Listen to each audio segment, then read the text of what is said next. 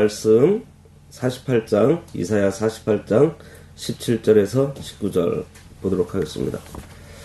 이사야 48장 17절에서 19절. 너희의 구속자시요 이스라엘의 거룩하신 이이신 여호와께서 이르시되 나는 내게 유익하도록 가르치고 너를 마땅히 행할 길로 인도하는 내 하나님 여호와라.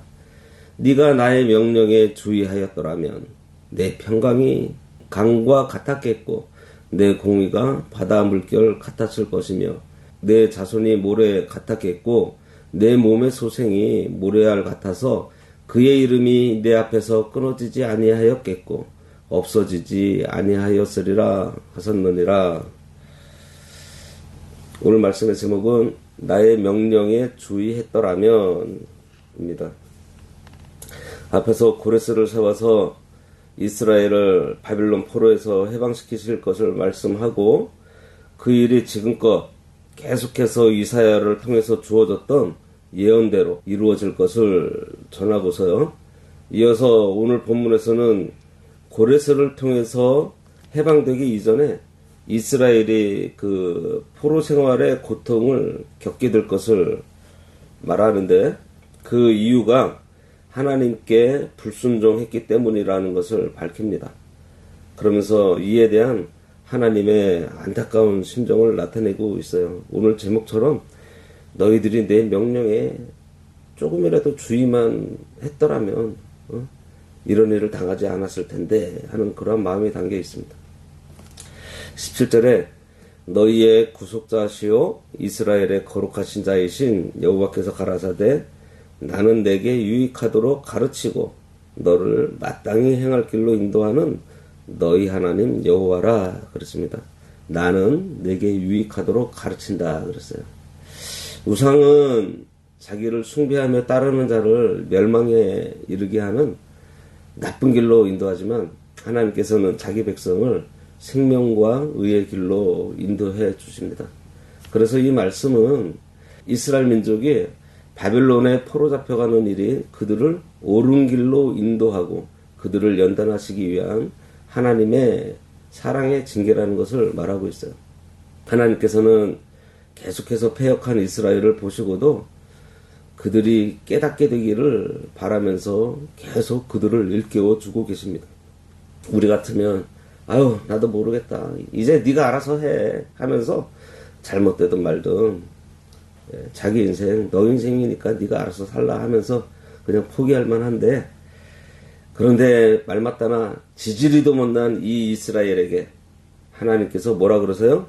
너희의 구속자시요 이스라엘의 거룩하신 자이신 여호와께서 가라사대 나는 내게 유익하도록 가르치고 너를 마땅히 행할 길로 인도하는 너희 하나님 여호와라 이렇게 말씀하고 계십니다. 날마다 불순종하면서 넘어지고 또 쓰러지면서 볼 것도 없는 참 형편없는 그런 자들이고 자주 마음이 변해서 신용도 없고 자기밖에 모르는 이기적인 이런 존재를 하나님께서 보시면서도 이런 말씀을 또 해주십니다. 얼마나 감사한지 몰라요. 하나님의 말씀은 전부가 우리에게 유익되는 말씀입니다. 하나님의 말씀은 1.1획이라도 사라지지 않는다 그랬고요. 다 이루어 주시고 버릴 것이 없습니다. 우리가 성경을 읽을 때 보면 이 같은 말씀을 다시 이렇게 읽게 되었을 때에도 당시 그 상태에 따라서 적절하고 유익된 말씀을 해주시는 것 같아요.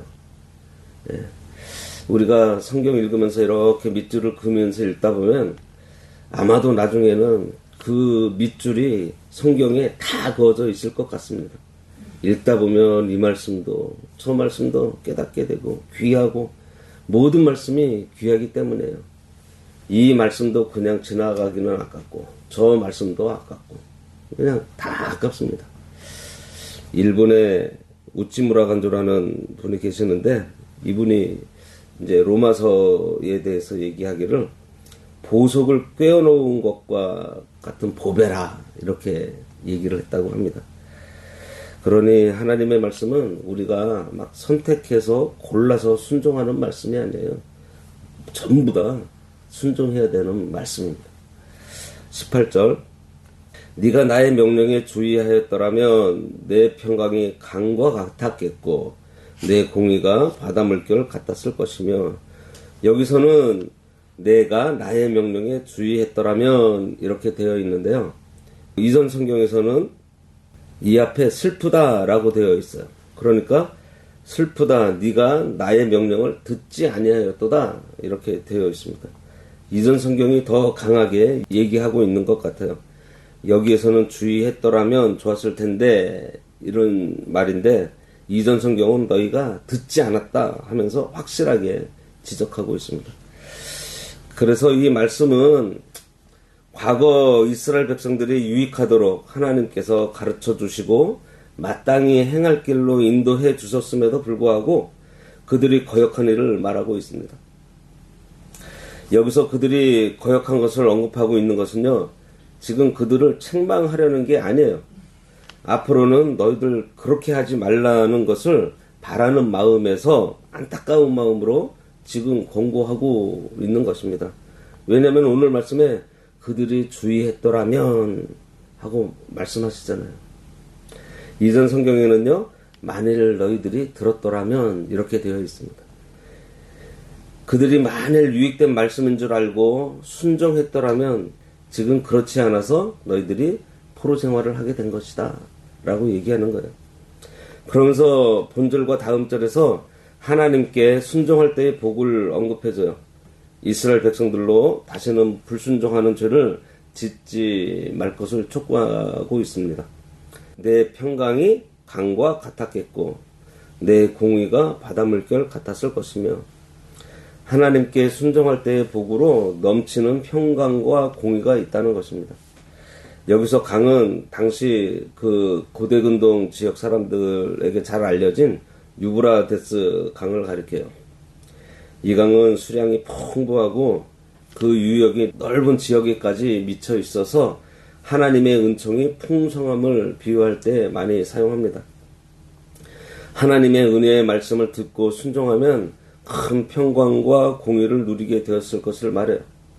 바다 물결 같다는 것은 공의가 불가항력적인 능력으로 역사하는 것을 보게 된다는 것을 말합니다.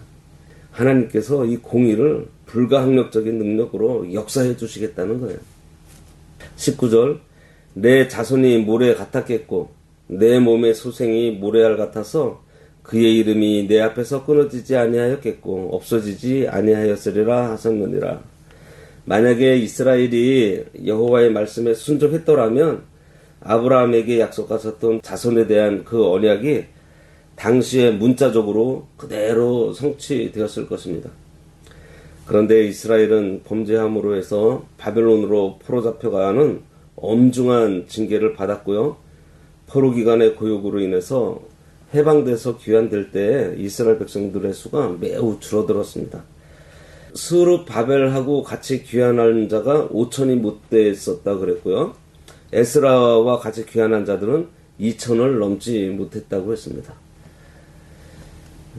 애굽에서 나올 때 장정만 60만이라 그랬어요. 식구들 다 하면은 추정하기를 200만이 넘는 그러한 인구라고 했는데, 다시 돌아갈 때는요 5,000명이 가고 2,000명이 가고 그랬다는 겁니다.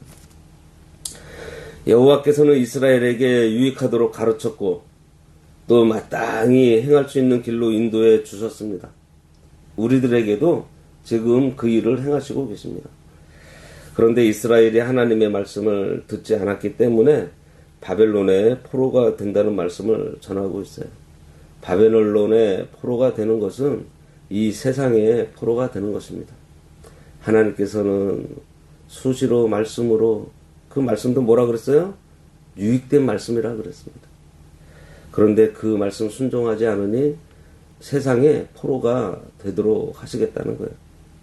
그러면서 만일 하나님의 이 유익된 말씀을 잘 듣고 주의하며 순종했다면 평강이 강같이 흐르고 공의가 바닷물결같이 넘쳤을 것이고요. 그 자손은 모래같이 많아져서 그 자손이 하나님 앞에서 끊어지지 않게 되었을 것이라는 말씀을 전해주십니다. 우리가 하나님께서 주시는 이 유익된 말씀을 잘 순종하면요, 평강이 넘치고요, 우리들 앞에서 불의한 일들이 없어져요.